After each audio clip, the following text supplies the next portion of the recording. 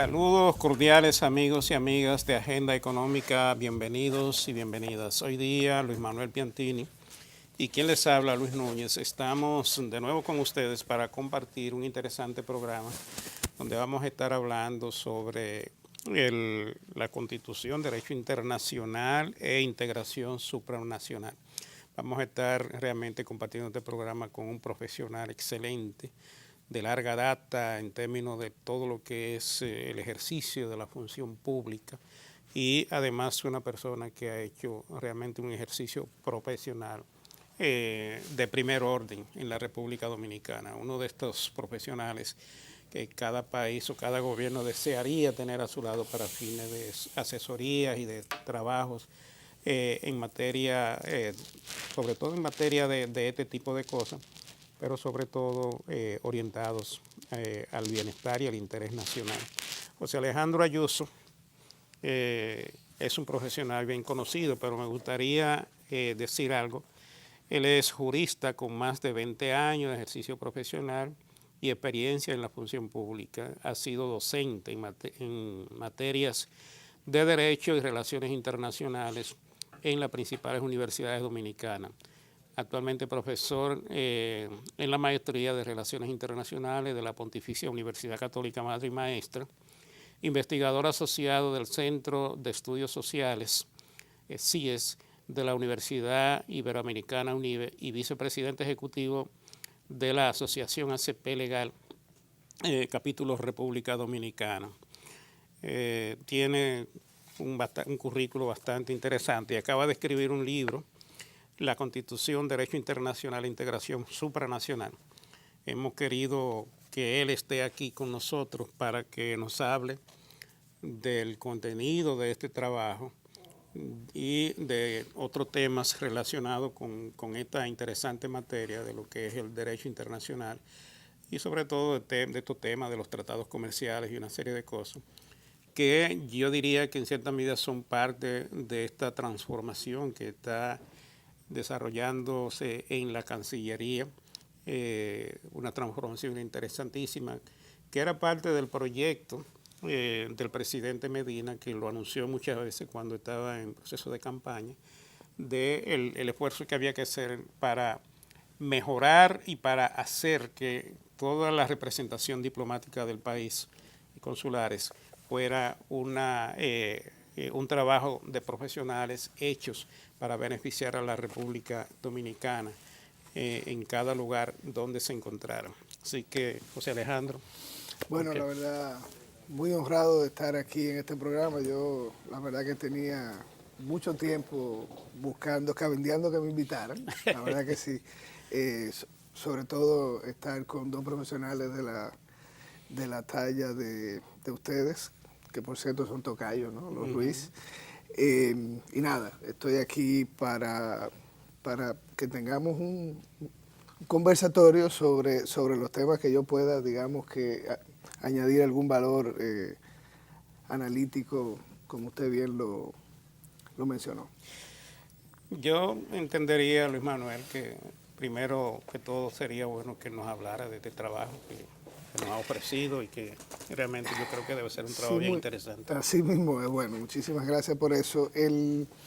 Ese trabajo surge un poco, mi especialidad académica así fue y es el derecho internacional, pero a raíz de la amplísima reforma constitucional del 2010, pues me interesé por conocer más a fondo el derecho internacional, hice una maestría en España y ese es el resultado digamos que el trabajo de grado de esa maestría. Y lo interesante de la reforma del 2010 en materia de relaciones internacionales fue que nosotros pasamos de un artículo que lo que se llama una opción internacional, una apertura al derecho internacional general y americano, amplia y general, sí, adoptamos, aceptamos las normas de derecho internacional, pasamos a tener un capítulo reglamentando el ordenamiento interno con el ordenamiento internacional. O sea, ya pasamos ahí a tener de manera específica, digamos que artículos sobre cómo el derecho internacional era adoptado por la República Dominicana. Tuvimos también interesante el hecho de esa cláusula que permite la cesión del ejercicio de potestades soberanas del Estado en los tres poderes del Estado para integrar procesos de integración, valga la redundancia, en organizaciones supranacionales. Y yo creo que sin entrar en mucho detalle, el ejemplo de la Unión Europea quizás sea el más emblemático en ese sentido. Quizás en América Latina todavía pues no se llegue al tema de la técnica supranacional, eso lo podemos ver más hacia adelante. Y está también el elemento de que se reconoció que estábamos integrados también a un orden supranacional en términos de derechos humanos. Y todo el sistema interamericano, bueno, pues ya forma parte incluso de la Constitución Dominicana. O sea, que hubo un elemento, digamos que revolucionario en cuanto a la reglamentación de la Constitución del 2010 en términos de esa intersección entre el derecho interno y el derecho internacional, que nos convierte en un Estado cooperativo, un Estado abierto al derecho internacional, a la integración y, por supuesto, a los derechos humanos también. Y con acuerdos internacionales que estamos en la obligación de cumplir solamente por encima de cualquier ley adjetiva, solamente por debajo, creo que de la Constitución. Tú sabes más de eso. Mismo, sí, bueno, hay un elemento importante ahí. Hay un tema de jerarquía constitucional, o sea, cualquier tratado internacional es infraconstitucional, pero es supralegal, salvo los de derechos humanos que tienen el mismo rango, la misma jerarquía de la Constitución. O sea, lo que establece la Convención, el Pacto de San José, la Convención Interamericana de Derechos Humanos, una decisión de la Corte Interamericana, tiene el mismo rango que la Constitución. Pero un tratado internacional que no es sobre derechos humanos tiene que estar acorde con la Constitución, y por eso incluso en una parte importante del libro es un nuevo instituto que es el control preventivo de los tratados internacionales. Ahora, un tratado obligatoriamente, cuando el Ejecutivo, que es el que tiene el Treaty Making Power, como se llama, la potestad de negociar acuerdos, pues antes de enviarlo al Congreso, para que sea aprobado, tiene que enviarlo al Tribunal Constitucional para que éste le haga un juicio de afinidad con la Constitución. O sea, tiene que determinar que ninguna de los acuerdos, de las estipulaciones, pues es contraria al orden constitucional. Y entonces aquí llegamos porque es un asunto, uno es de jerarquía y el otro es de aplicación. El tratado internacional siempre será de aplicación preferente vis-a-vis la ley. O sea, si un juez tiene un tratado internacional sobre, digamos que protección del medio ambiente, ya que teníamos aquí a Osiris de León, y la ley de protección del medio ambiente tienen una diferencia, el juez debe aplicar lo que establece el tratado internacional. El mandato del tratado internacional. Y eso es lo que se llama una aplicación preferente. No es que tengan un asunto de jerarquía, sino que esa es la aplicación preferente. En materia de derechos humanos, esto no es así, porque ahí la Constitución manda a que usted aplique la norma que sea más favorable a la persona titular de un derecho fundamental. O sea, es lo que se llama pro homine en ese caso. Pero bueno, yo creo que esos son aspectos como... No, pero interesante. Interesante, sí. Interesante porque son aspectos que uno muchas veces desconoce. Por ejemplo, que el Tratado de Derechos Humanos esté al mismo nivel de la Constitución. Sin embargo, ese acuerdo o ese tratado, ¿qué porcentaje de requerimiento de votos se necesita en el Congreso cuando se aprueba? No, tiene la misma... Si es constitucional, tiene, aunque sea el 50+1. Sí, tiene el mismo procedimiento de, usted dice por si acaso se aprueba con una ley orgánica. No, real efectivamente es los tratados internacionales es una aprobación de mayoría simple. Mayoría simple. Simple y sencillamente. El rango constitucional se lo da la materia, que debe ser, que si trata sobre derechos humanos, como nosotros pertenecemos a un esquema supranacional, que es el sistema interamericano, y la Constitución lo que manda es que se tenga que ese sistema, que todos los, bueno, evidentemente ese no es el único tratado internacional sobre derechos humanos. O sea, tenemos desde la formación de la Organización de las Naciones Unidas, pactos sobre derechos civiles y políticos, etcétera. O sea, hay varios instrumentos internacionales. Pues esos instrumentos tienen jerarquía constitucional y son de obligado cumplimiento y del mismo, o sea, comparten el mismo rango con la Constitución Dominicana. Yo creo que todo esto es bien interesante porque estamos viviendo una época de globalización y de integración de zonas comerciales amplísimas.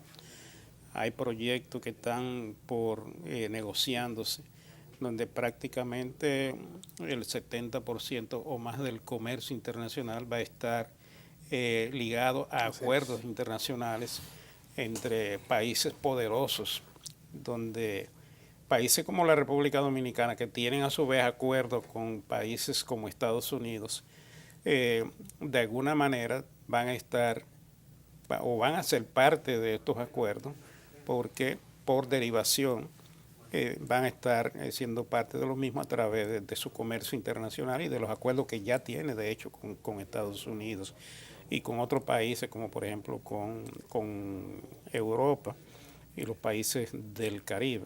Entonces, todo este plano y toda esta materia que tú estás exponiendo de lo que es el derecho internacional y la integración supranacional son temas de mucha importancia, porque están realmente siendo parte de la realidad que se está viviendo a nivel mundial. Yo diría que estamos caminando rápidamente hacia esos grandes temas. Usted sabe que yo hago en el libro y estudiando un poco los instrumentos internacionales, yo me he dado cuenta de lo siguiente: en la región se puede hablar de una integración comercial. Bueno, al embajador Piantini definitivamente nos puede dar pues cátedras aquí de eso, siendo nuestro representante ante la Organización Mundial del Comercio. Pero se ha limitado esa integración a la parte comercial. O sea, nosotros lo que tenemos son tratados de libre comercio compatibles con los cánones de la OMC, algunos que se están negociando incluso lo que se llama OMC Plus, o sea, que van más allá de lo que se ha liberalizado de manera multilateral, pero no hemos llegado al plano de la supranacionalidad. ¿Cómo se explica esto?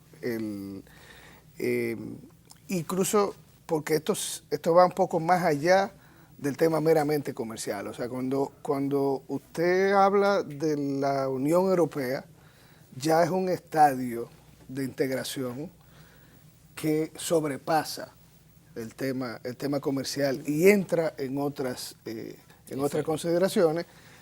Y lo que habría que diferenciar es qué es una unión, en el caso la Unión Europea, en qué se diferencia de un régimen federal, por ejemplo, que son los Estados Unidos, que ya es otro esquema de unión entre estados. Danos un minuto, José Alejandro, para ir a una pausa. Venimos en breve.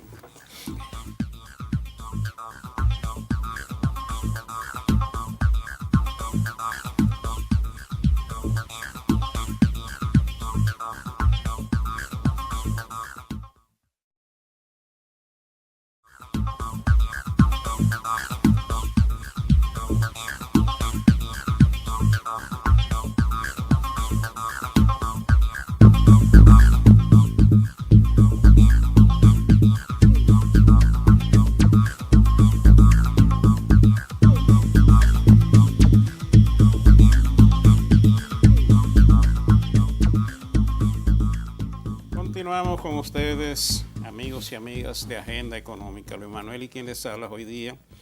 Estamos teniendo un interesante conversatorio con José Alejandro Ayuso, profesional del derecho con una amplia experiencia en materia de derecho internacional y de integración supranacional.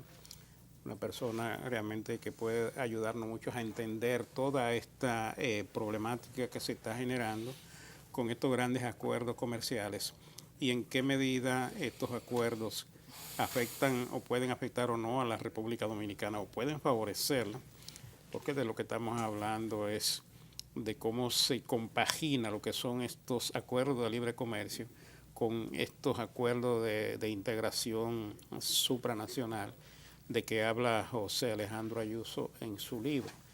Yo como soy novato en estos temas y tenemos aquí a un embajador, representante de la República Dominicana ante la OMC, es un privilegio pasar la palabra a don Luis Manuel para que sea él quien continúe haciendo las preguntas. No, yo no creo que sea un experto en esto tampoco. Al fin y al cabo, uno llega a saber que no es experto en nada después de muchos años. Pero mira, tú pusiste el caso de la Unión Europea y pusiste el caso de los Estados Unidos, que es una federación, ¿no? Así es. Que son totalmente diferentes. Así es. La estructura. La Unión Europea comenzó con aquel acuerdo del acero en el año 51 y después con la Comisión Europea que se creó, instigado por los Estados Unidos, porque algunos europeos no lo querían y los americanos vieron que necesitaban integrar el área europea para tener una fortaleza frente al expansionismo de la Unión Soviética en aquel entonces. Pero fíjate lo complicado que ha sido en Europa el asunto de la integración. Son 28 países, con culturas, muchas de ellas completamente diferentes, idiomas diferentes. Y adicionalmente hay una moneda que abarca a unos cuantos de ellos, pero no a todos ellos, y hay políticas fiscales que son diferentes en todos ellos. Y tú ves el problema, lo complicado que ha sido para la Unión Europea enfrentar la crisis financiera, porque se necesita una coordinación de políticas que no se ha logrado. Alemania, que es el país más poderoso de la Unión Europea, tiene una posición de fortaleza porque es el país más fuerte que hay y la moneda más fuerte al fin y al cabo. Y los otros, que están mucho más endeudados y con un problema de desempleo enorme, quieren otro tipo de políticas. Mientras los alemanes quieren cierto tipo de medida de control fiscal, los otros quieren una expansión fiscal y una expansión monetaria, quieren espacio fiscal, como se llama ahora. Mientras que en los Estados Unidos, fíjate cómo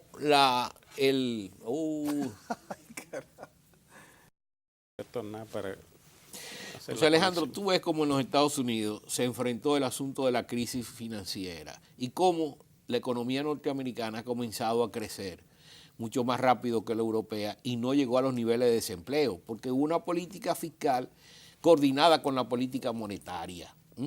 Y a un gobernador del Banco Central que su tesis fue precisamente sobre el problema de la Gran Depresión del año 29, que ya sabía cómo era que venía la cosa, porque era un problema financiero, No era un problema de que estas recesiones y expansiones que se dan en la economía americana cada 7, 8 años, no, esto era un problema diferente y había que solucionarlo de forma diferente. Pero los europeos no se han puesto de acuerdo. Entonces, en esa parte de integración. Sin embargo, vamos y caemos aquí al caso de República Dominicana y la posibilidad que tiene en esta área donde estamos nosotros, que es el caso, por ejemplo, del SICA, que es el que yo te puedo decir que es el sistema de integración de Centroamérica, que es donde más hemos avanzado. Así mismo es. Yo diría, en un sistema federal ya hay una integración total con un Estado, con lo que se llama un Estado federal. Y hay unas autonomías, el caso de España también, España es un reinado, no entremos en detalle, pero hay unas autonomías a nivel estatal, pero es un solo Estado, o sea, está unificado, eso es lo que se llama el sistema federal. En el caso de la Unión Europea, que es lo más avanzado que hay en términos de integración supranacional, lo que hay es que cada país ha debido ceder ejercicios de soberanía, tanto en el plano ejecutivo como en el plano judicial, como en el plano legislativo, a unos órganos comunes que ya toman decisiones. O sea, es la diferencia entre el órgano intergubernamental, como es la OMC, por ejemplo, que es los gobiernos están representados ahí, se toman las decisiones con los gobiernos. O sea, no hay un órgano que toma decisión en nombre de un gobierno porque no ha habido una cesión de ese ejercicio soberano. Incluso las constituciones europeas tienen lo que se llama la cláusula Europa.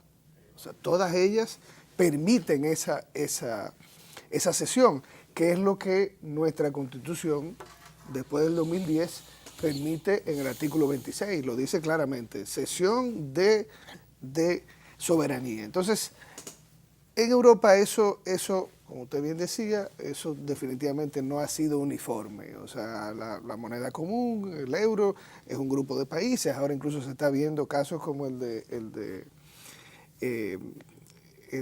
Inglaterra, que está tratando de negociar me quedo, pero con un estatus particular, etcétera. Bueno, eso es por ahí. En el caso de Centroamérica, América Latina, definitivamente, revisando, porque el acuerdo del SICA, del Sistema de Integración Centroamericano, pasó hace un par de años por el Tribunal Constitucional y que le hizo el examen de constitucionalidad, declaró, o sea, falló que sí, que era compatible con la Constitución, pero yo no vi en ninguna de las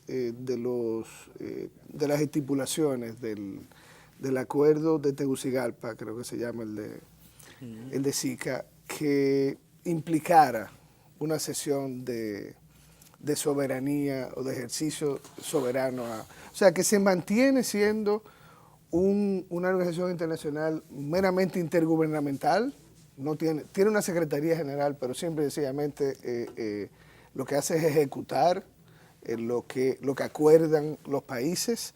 Recuerden que en el caso europeo incluso hay un derecho comunitario. O sea, la Comisión de la Unión Europea toma medidas legislativas, se llaman directivas, que son obligatorias luego en los 28 Estados miembros. O sea, hay un verdadero proceso de integración donde hay órganos que toman decisiones sin tener que consultar a los gobiernos. Eso es lo que se llama la técnica supranacional y ese es quizá el estadio más acabado y más elevado de integración entre países, que no, por supuesto, como usted bien lo explicó, que no conforman un sistema federal como los Estados Unidos y como Alemania y como otros que existen en el mundo. Yo recuerdo un viaje que hice a Taiwán hace como 5 años, invitado por el gobierno de Taiwán. Y en una reunión con expertos económicos, me preguntaron, estábamos en medio de la crisis, ¿qué es lo que más usted le preocupa más? Y yo le dije, a mí me preocupa más Europa. Y realmente, Europa es una complicación. Sí, mira el Sigue caso de siendo Grecia. una complicación. Mira el caso de Grecia. ¿No? Sigue siendo una complicación porque ahí son demasiado diferentes. Demasiado diferentes en términos de productividad, en términos de pobreza.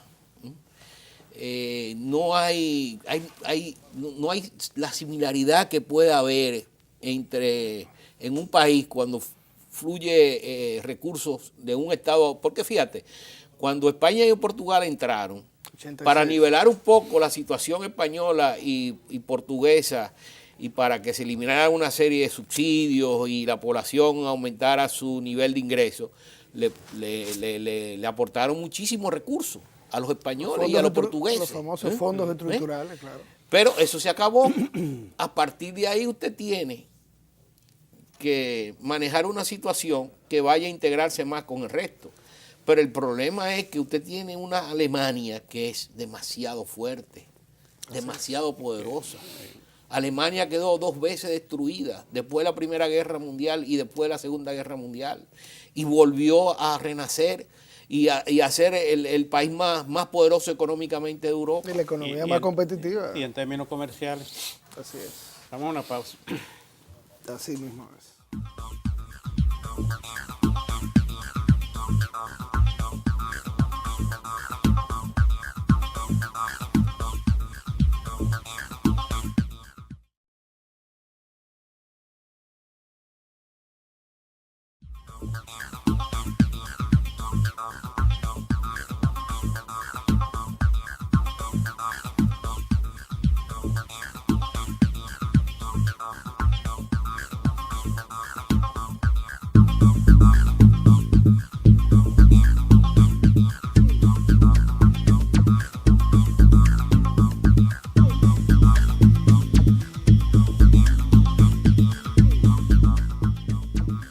Continuamos con ustedes, amigos y amigas de Agenda Económica. Luis Manuel y quien les habla, estamos teniendo un conversatorio con José Alejandro Ayuso sobre toda esta gran temática de la integración supranacional, de derecho internacional, la constitución, de cómo estos temas se entrelazan entre sí.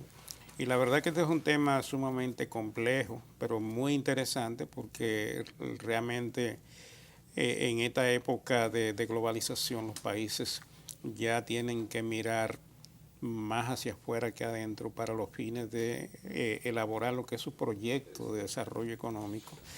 Porque por una razón sencilla, primero porque salir a la competencia internacional requiere de ser competitivo, requiere de ser eficiente y requiere de estar en capacidad para entrar a esos grandes mercados donde no hay bloqueo, no hay protección, no hay forma de manejo de la economía que no sea a base de la eficiencia.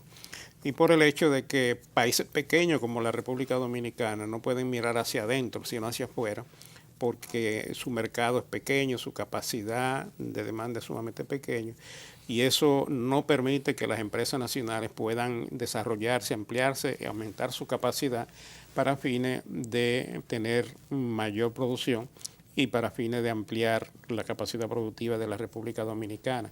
Todos estos temas son sumamente interesantes. Yo creo que vamos a tener que continuar hablando de esto con José Alejandro para que nos vaya orientando sobre la marcha, sobre todos estos temas que son muy complejos. Pero ahora, José Alejandro, a mí me gustaría que tú nos dieras tu visión del trabajo que se está haciendo en la Cancillería en la República Dominicana, que es un trabajo de reforma que estaba previsto en el programa de gobierno del presidente Medina y que realmente se está trabajando en esa dirección ahora. Entonces, tú que tienes una visión tan amplia y que conoces tanto de estas temáticas, nos gustaría que nos diera tu visión. Sí, como yo percibo y valoro el trabajo que se está haciendo en la Cancillería, yo creo que ha habido una vuelta a un proceso que quizás estaba latente, pero que no se le había dado quizás la voluntad política necesaria. Yo creo que en este gobierno se ha vuelto a considerar la Cancillería y el Servicio Exterior como un elemento importante de lo que yo llamo esa integración que tiene que ver con las políticas públicas y esa acción exterior del Estado en concordancia con esas políticas. Quizás en la parte comercial eso se ha mantenido, hay una dinámica que yo creo que ha sido importante en ese sentido. Quizás en otras áreas ahora se ha retomado. O sea, yo entiendo eso por un lado. Por otro lado, ahí se volvió también al proceso de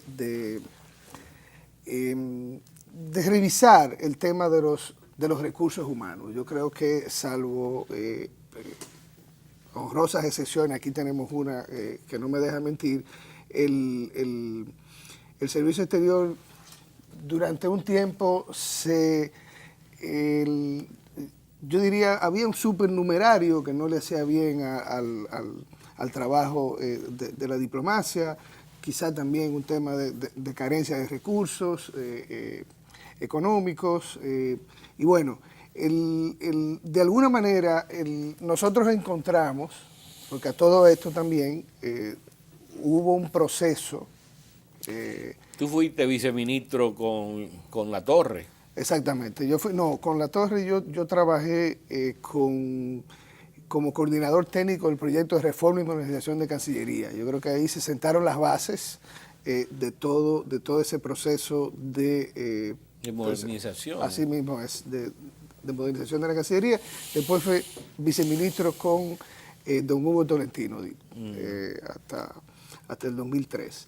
Entonces, con esa experiencia, pues yo lo que he visto es que la Cancillería se vio confrontada, y el Servicio Exterior Dominicano, a una pequeña crisis internacional. O sea, no vamos a entrar en detalle, pero producto del tema de la sentencia 168 del Tribunal Constitucional, que se consideró y se interpretó de alguna manera, pues, que tenía aspectos discriminatorios y aspectos que nos podían comprometer, digamos. Que era un tema que no estaba previsto en el programa de gobierno del presidente Definitivamente Medina, que no, surgió esa crisis, entonces hizo de alguna manera que la Cancillería, el Servicio Exterior pues dominicano tuviera que activarse, como de hecho lo hizo, para acudir en defensa de los intereses nacionales. Yo creo que eso ha sucedido de muy buena manera. El trabajo que ha hecho el nuevo canciller Navarro, yo creo que es muy loable, y todo el equipo que está en la Cancillería. Yo creo que faltan cosas por hacer. Yo creo que hay que seguir revisando el tema del personal. Hay que ver también los recursos que hay que aportar en misiones claves, ¿no?, que tenemos en todo el mundo. Mira, el trabajo, perdón Luis, el trabajo que el presidente Medina ha querido que se desarrolle en la Cancillería está orientado a que los diplomáticos dominicanos primero sean personas profesionales que tengan una preparación para ejercer esa función. Segundo, que sean personas que estén en condiciones de apoyar a la comunidad dominicana que resida en el exterior. En tercer lugar, un personal que sea capaz de orientar y de crear las condiciones para que los inversionistas internacionales que quieran venir a la República Dominicana lo puedan hacer sobre la base de una orientación de qué cosas necesitan hacer, cuáles son las condiciones y del panorama que realmente todo inversionista anda buscando cuando se acerca a un consulado, un diplomático del país donde quiera ejercer sus capitales o hacer sus inversiones. Y yo diría un cuarto aspecto donde se debe tomar en consideración el trabajo conjunto entre la Cancillería y las demás entidades oficiales nacionales que de alguna manera trabajan hacia afuera, trabajan con el comercio exterior o son de sus funciones están vinculadas a esta gran temática. Yo creo que por ahí es que se ha enfocado el trabajo del canciller en esta primera etapa. En cuanto a la diplomacia económica, yo creo que la articulación de la agenda nacional con el trabajo, la acción exterior que hay que hacer, o sea, que la misma Convención de Viena le exige a los diplomáticos y a los cónsules, que es de promover el país, traer inversión, promover los productos, etcétera. Yo creo que eso se ha cumplido a cabalidad, sin lugar a dudas. La otra, la diplomacia, digamos, más política, que hemos visto el liderazgo que ha tomado el presidente Medina, o sea, que se vio incluso hasta de alguna manera pues forzado a hacerlo por el hecho de que y de hecho hubo yo no diría una conspiración, pero sí sufrimos los embates de países y de grupos de internacional países, que nos de la atacó comunidad mucho. internacional que de alguna manera pues estuvimos en la mira un tiempo por una situación que la creó, digamos que una situación jurídico-constitucional que tuvo repercusiones a nivel internacional, pero ya incluso las medidas que se tomaron a lo interno, las medidas que tomó el Poder Ejecutivo y más esa acción diplomática, yo diría que inteligente y bien llevada por los diplomáticos y por el presidente, pues ya es una situación prácticamente superada. Mira, yo Pues, creo... Vamos a una pausa. Sí. A una pausa.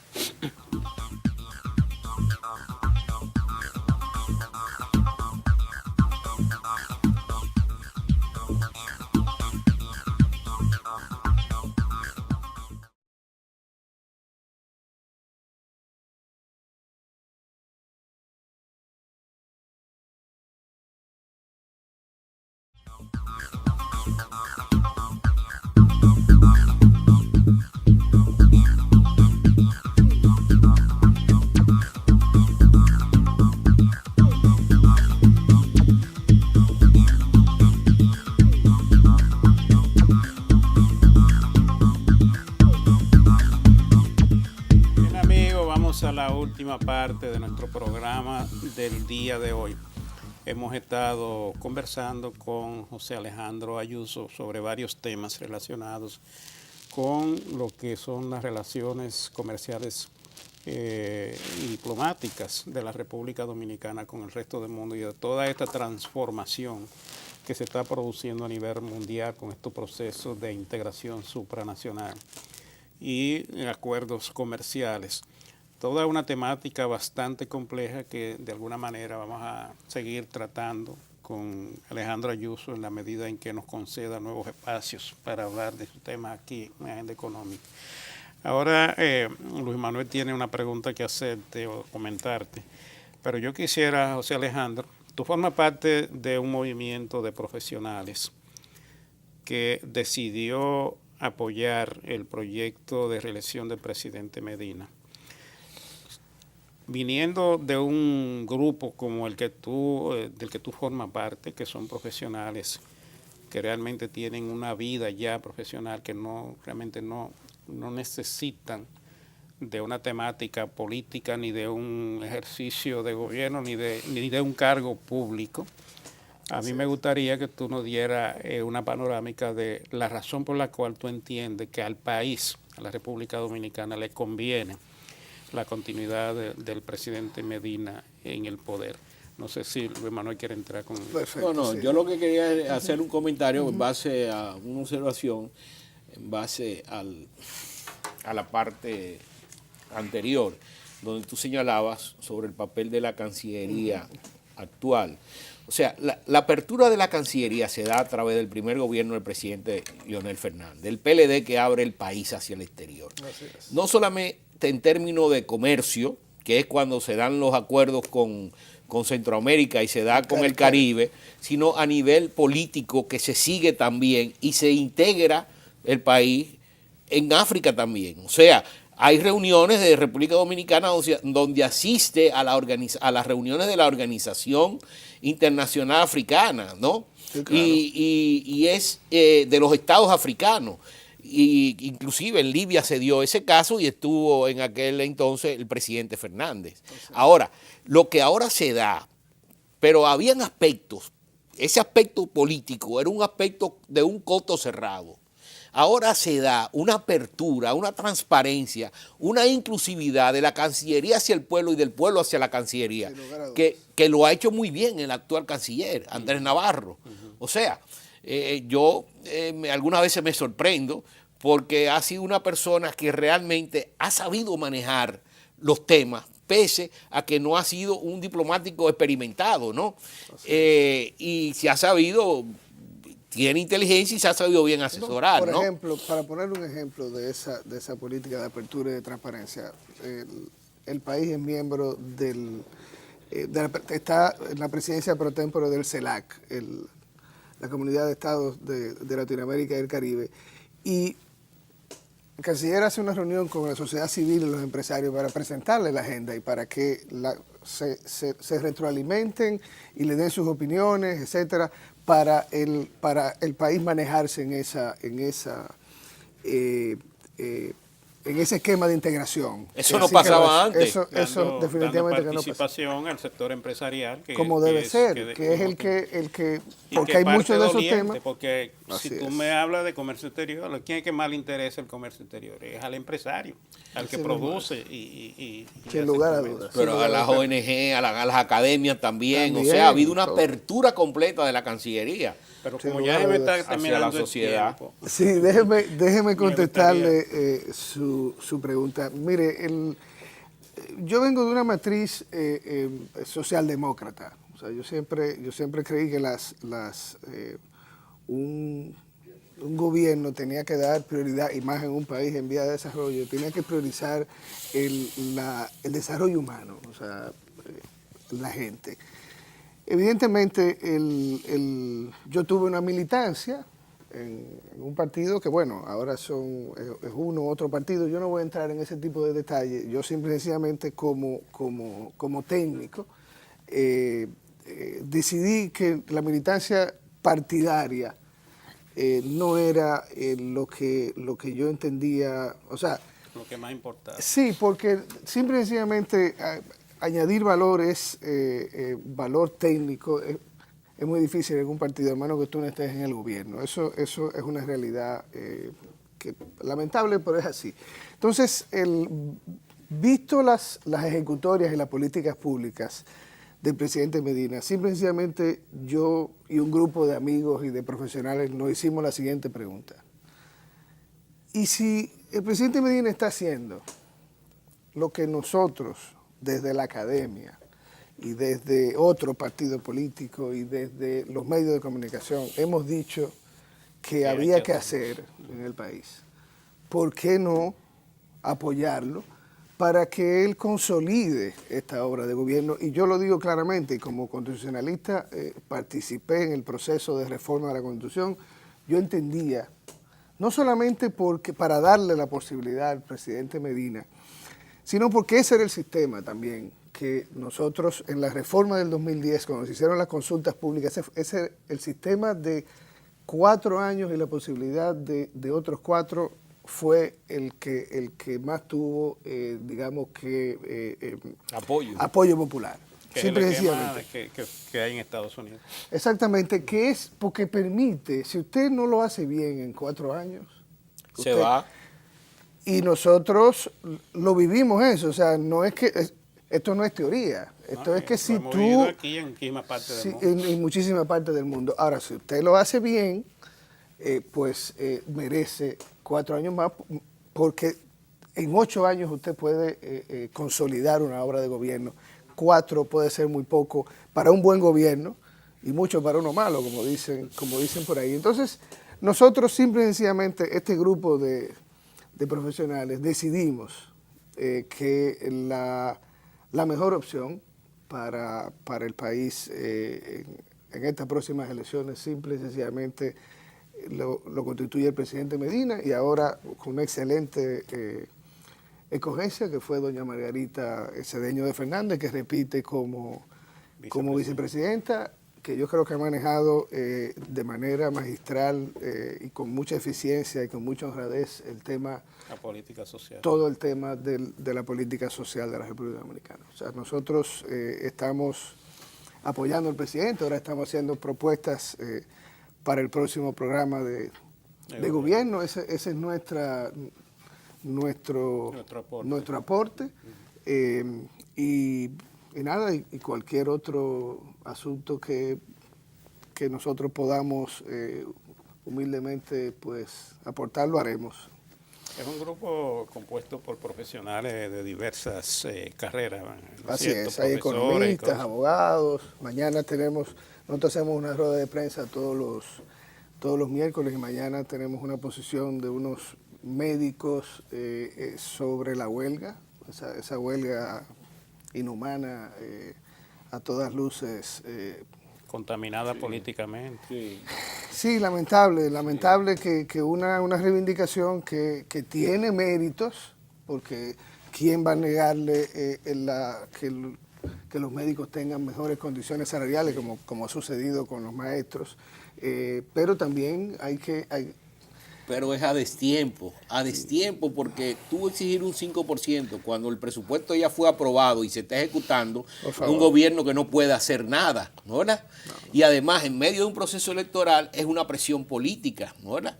Entonces, yo creo, y es mi opinión, que huelgas en procesos electorales deben de ser prohibidos. Así como la Junta Central Electoral prohíbe que no se utilice el barrilito, debería prohibir que se hagan huelgas, porque es una presión política que se está haciendo al gobierno. Y lo que es más grave aún, desacredita a la clase médica que está, porque déjeme decirle, y golpea fuertemente a la gente que más necesita. Eso es lo que no va a los hospitales. Es en los hospitales públicos, Sí, no es en los privados. Entonces, aquí los enfermos pobres, las embarazadas, etcétera, las que van a sufrir los embates de esta Pero además están huelga. pidiendo un imposible Varios, en este momento, porque los ingresos del Estado representan un 14% del Producto Bruto Interno. Ya el sector educación tiene un 4%. O sea, queda un 10% para el resto de todas las obligaciones y de todos los pagos de deuda y todos los compromisos, las inversiones y todo el esfuerzo que tiene que hacer un Estado. Pero además, si tú le quitas un 5% para dárselo al gremio médico, le quedaría al Estado, en el esquema actual, un 5% para todas las otras obligaciones. Eso es simplemente imposible. Entonces, eso tiene que darse con una reforma fiscal. Cuando se dé la reforma fiscal, ahí se hace el planteamiento de dónde se van a salir esos recursos. Exactamente. Pero hasta que no haya un pacto fiscal bien negociado entre todas las partes y se contemple incluso un superávit para evitar nuevos endeudamientos, entonces tú no puedes hablar aquí de darle un 5% al gremio médico, aunque se justifique hasta lo último, pero eso es prácticamente imposible. Y eso con tan pocos recursos, yo digo que tantas realizaciones con tan poco. Sin lugar a dudas. Se nos ha terminado el tiempo. Gracias, José Alejandro. Gracias a ustedes, la verdad, un placer haber compartido. Sí, nos vemos a ustedes, amigos televidentes, nos vemos en un próximo programa.